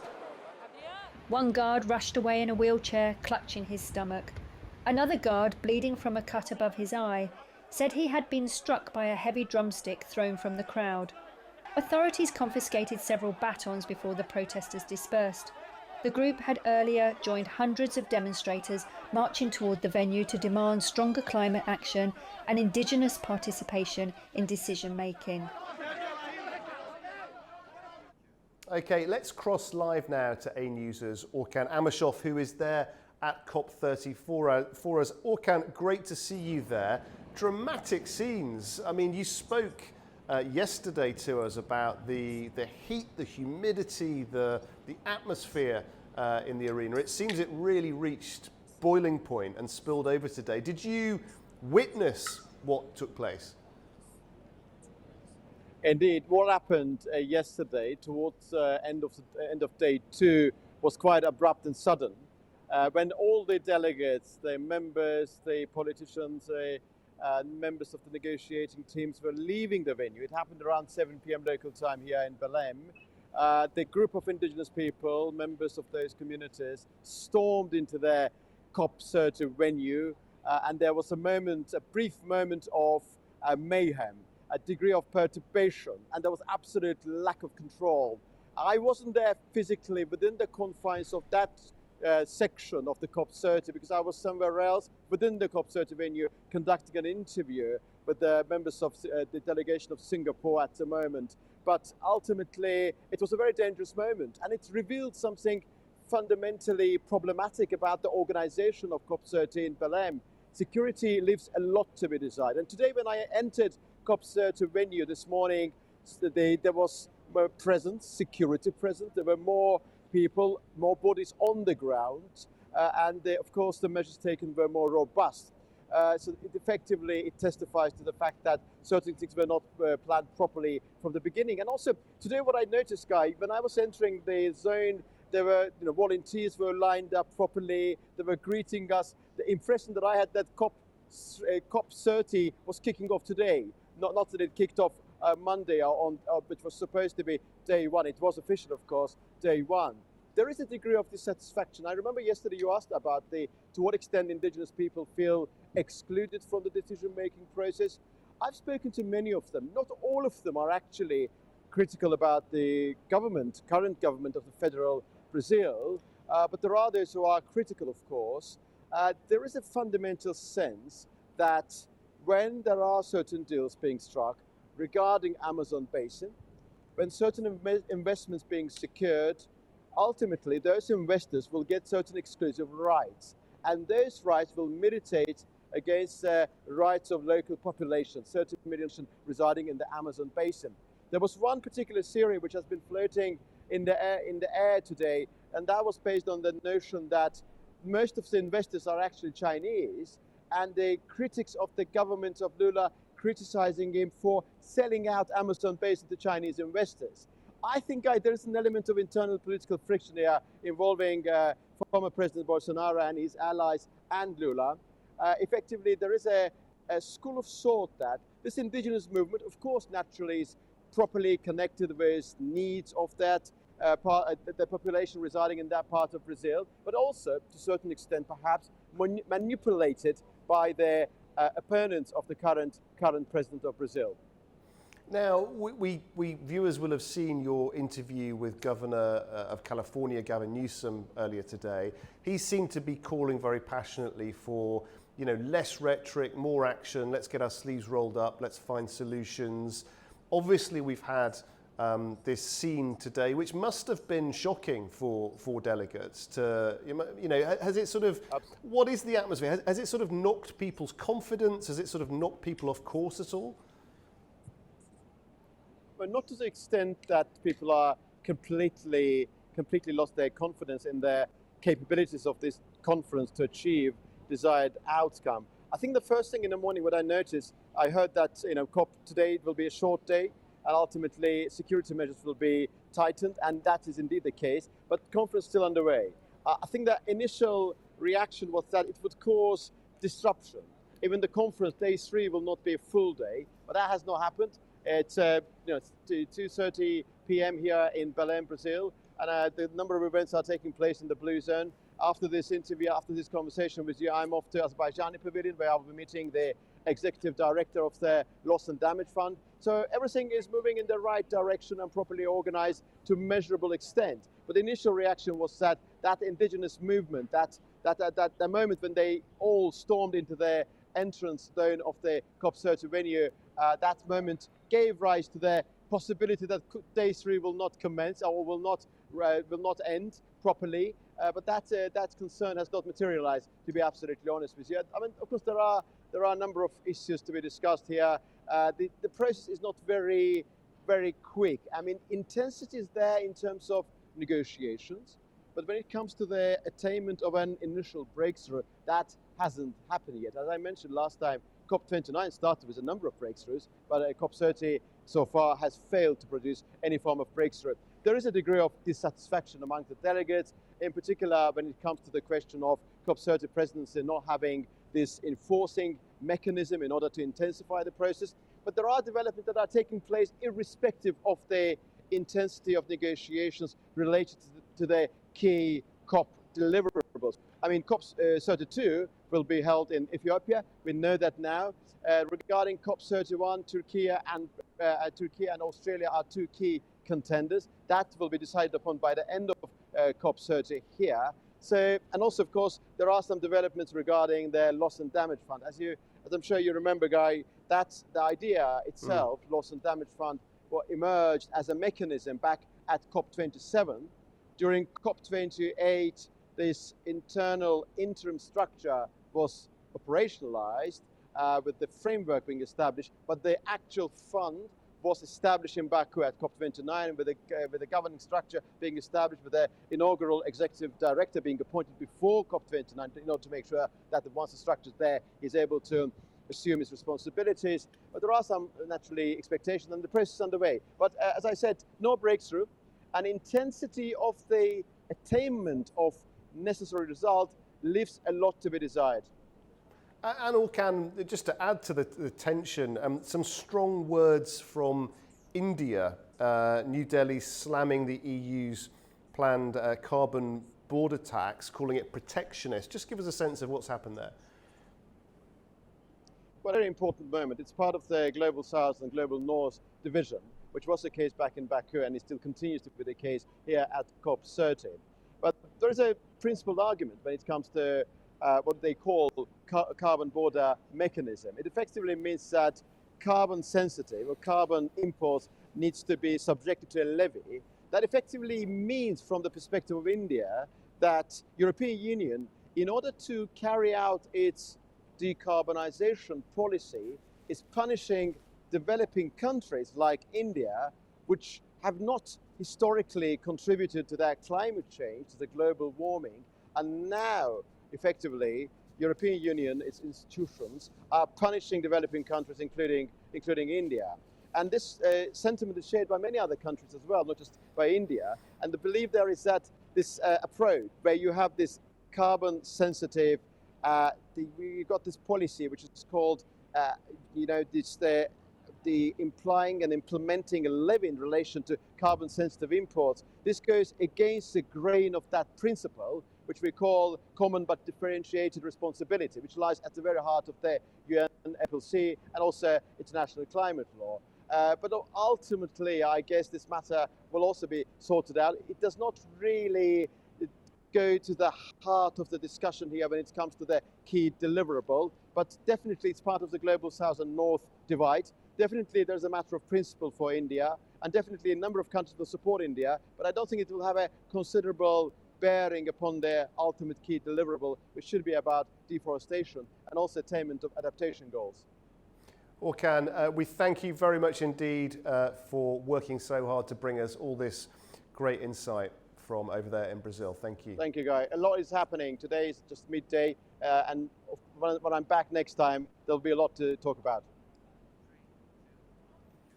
Okay, after the break, we'll be delving into the world of your top trending social media stories with Guli Garadagli. Do stay with us.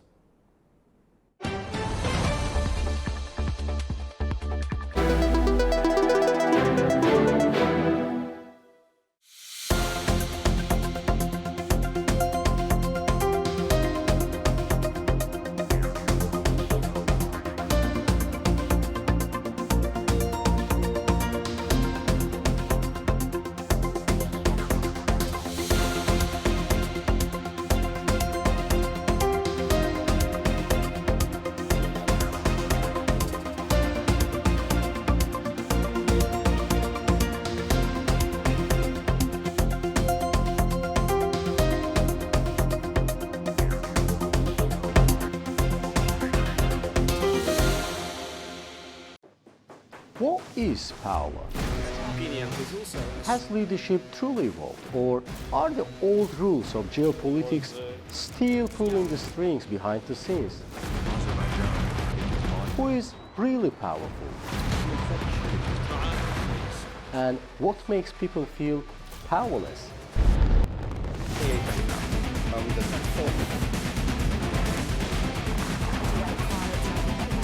Our new series explores the secrets, strategies, and consequences of power.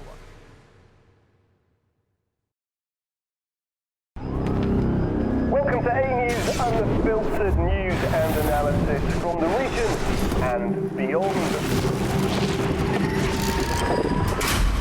From Washington to Beijing, Tehran to Kabul, to Tbilisi to Tashkent. Today is the third. We're with you 24/7, taking you live to the front lines of the day's biggest stories. Welcome to Gabala. I'm here. Azerbaijan and Armenia. Hello, we're reporting on the 8th of November.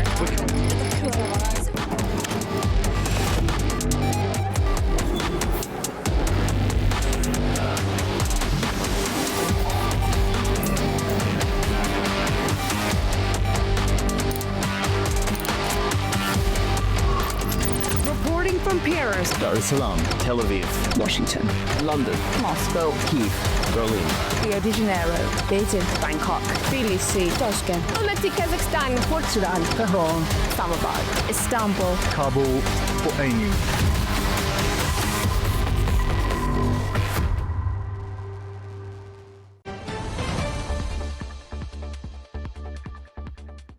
Welcome back. You're watching Primetime now. Guli Garadagli is with us to take us into the world of your top trending social media posts. What's happening today, Guli? A lot is happening online, but there's one story that's obviously dominating the news agenda, the Turkish military plane crash. So let's get into it.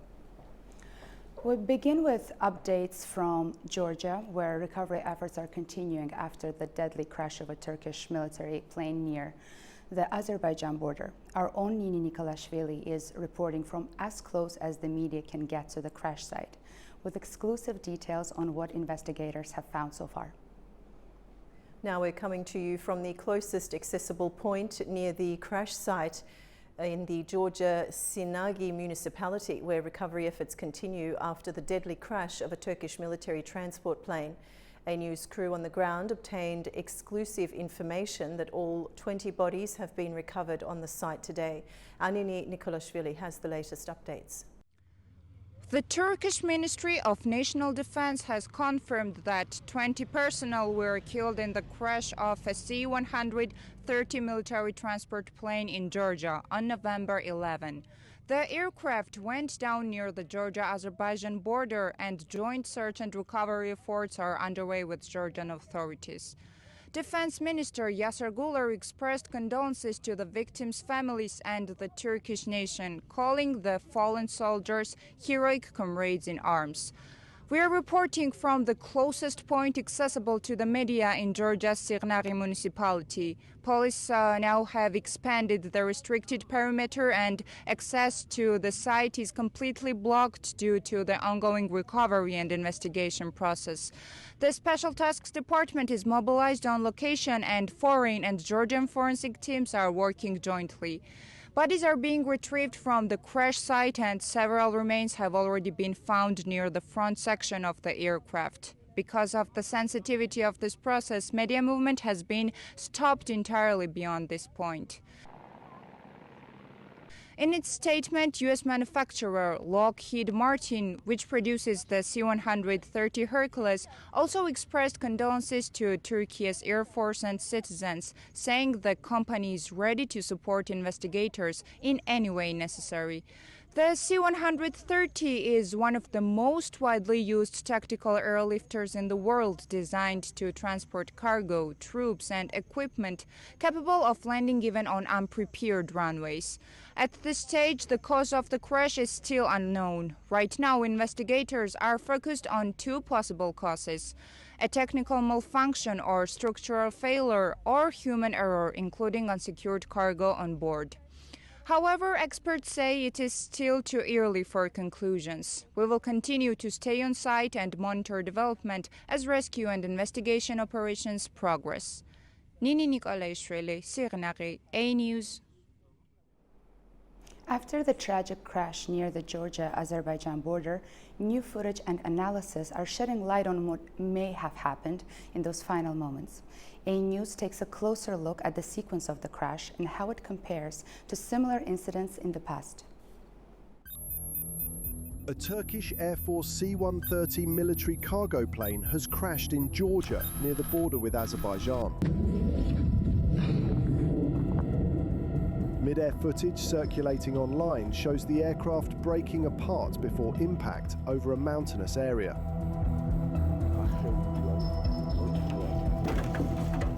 After the crash, Georgian media released images from the site, revealing debris scattered across a wide zone, confirming that the plane disintegrated in flight. The sequence resembles the 2017 US Marine Corps KC-130 crash in Mississippi, when a propeller blade failed at cruising altitude, pierced the fuselage, and triggered a chain reaction that destroyed the airframe. Visual comparisons between the Turkish crash footage and a simulated reconstruction based on a Lockheed Martin Aeronautics technical report show a similar steep descent and mid-air fragmentation sequence. The C-130, a long-serving aircraft in Turkey's military fleet, is powered by four 4,500 horsepower engines and can carry up to 19 tons of cargo or 92 troops. Capable of short takeoffs and operations in extreme conditions, it has been a key platform for Turkey's tactical and humanitarian missions for more than 4 decades. President of Turkey Recep Tayyip Erdogan has offered his condolences and confirmed that recovery and investigation efforts are now fully underway.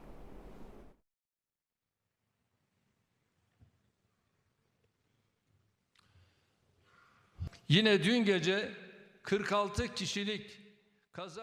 Last night, we ensured the arrival of our 46-person accident investigation team in the area. Our plane's black box has been found and investigations have begun. We have recovered the remains of 19 of our martyrs. Our search for final remains continues. We are investigating this tragic incident from all perspectives. Georgian authorities are providing the utmost facilitation and cooperation during this process. Our Azerbaijani brothers are likewise providing all necessary support and contributions. Desteği, her türlü katkıyı veriyor.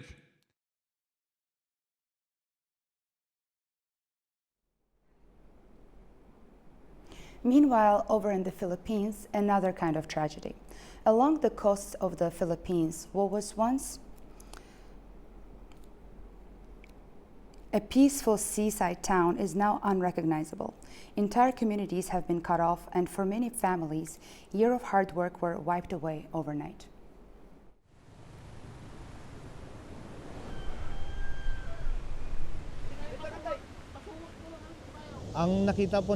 What we initially saw were the broken roads. When we tried to reach our place to see what had happened there, we felt sad and we wanted to cry.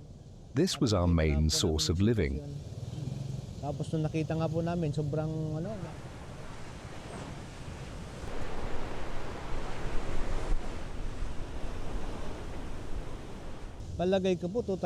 think we have total damage. I don't think the building can still be used, and the restaurant was completely washed out. Even the huts in front were all gone.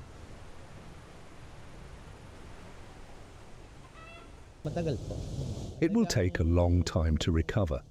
We put a lot of effort into investing in our business, but in the span of the night, it was all gone. And while the Philippines deals with the aftermath of that storm, over in China, another kind of a disaster. A newly built bridge in China's Sichuan province has collapsed. It had just opened earlier this year, but heavy landslides brought part of it crashing down. But thankfully, no one was hurt.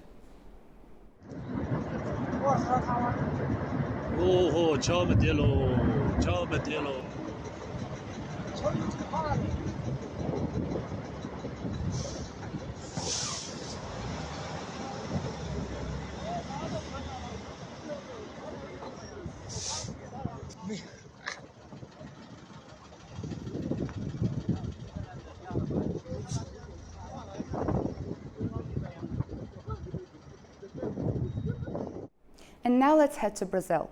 At COP30, our very own Orkan Amashov caught up with someone who's not afraid to keep it real. California's Governor Gavin Newsom.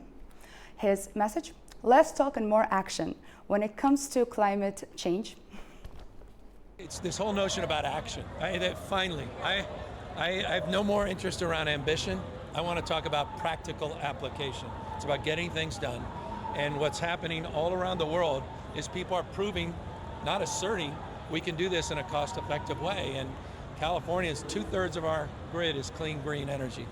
9 out of 10 days, 9 out of 10 days throughout the entire year, we've run at 100% clean energy, the 4th largest economy. So we're growing our economy, we're producing low-cost energy, we're improving the reliability of the grid, and that's what COP should be about, sharing best practices, moving away from promotion and promise. Thank you, sir. Thank you. All right, shifting gears completely. This next one is a little creepy. So if you thought one spider in your room was bad, try 100,000. Researchers in Greece just found a massive spider web, and when we say massive, we mean over 1,000 square feet. Yeah, no.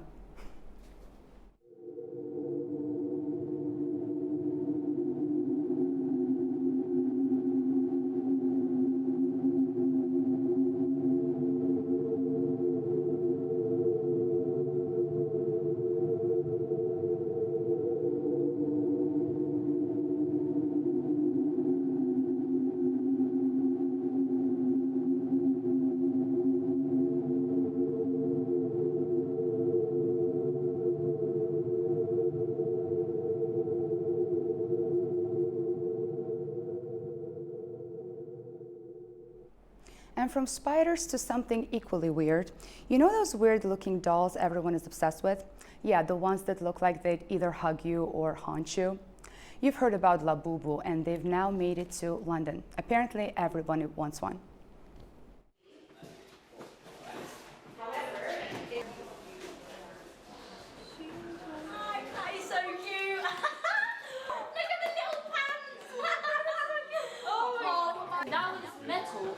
It's metal, so you can again. You got ghosty. Oh, that is so cute. There's so many different ones as well.